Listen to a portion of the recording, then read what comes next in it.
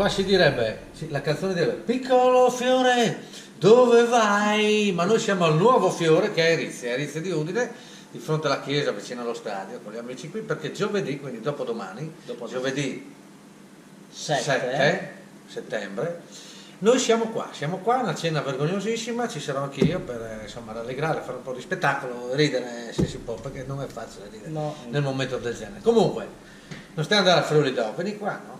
Dopo andiamo prima tutti insieme, prima qua, poi andiamo tutti a Friuli dopo. Esatto. Comunque perché? Allora io volevo dirti anche per collegarmi, perché tanti mi chiedono la barzellettina è quello del sordo, c'è questo signore sordo che va a prendere all'Amplifon, va a prendere, no? Gli ho detto, di Lazioli l'apparecchio per sentire.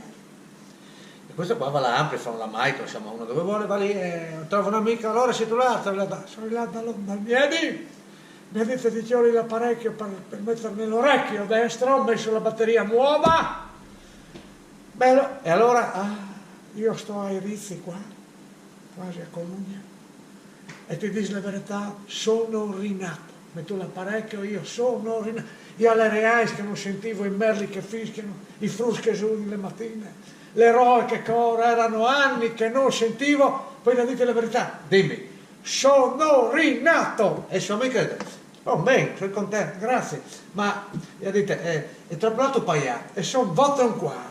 Ma colleghiamoci, fermo, colleghiamo.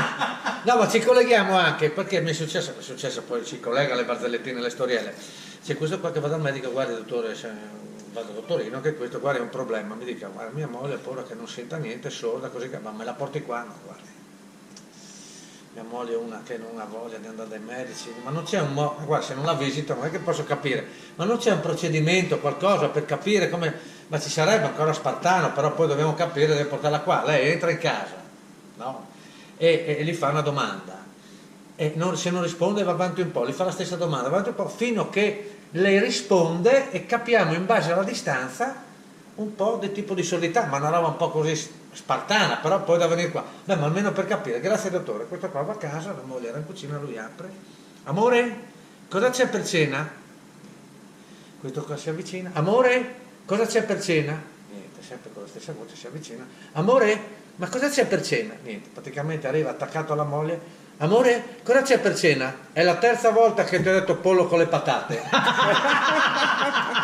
Giovedì qua a Erizzi, ciao! Ciao!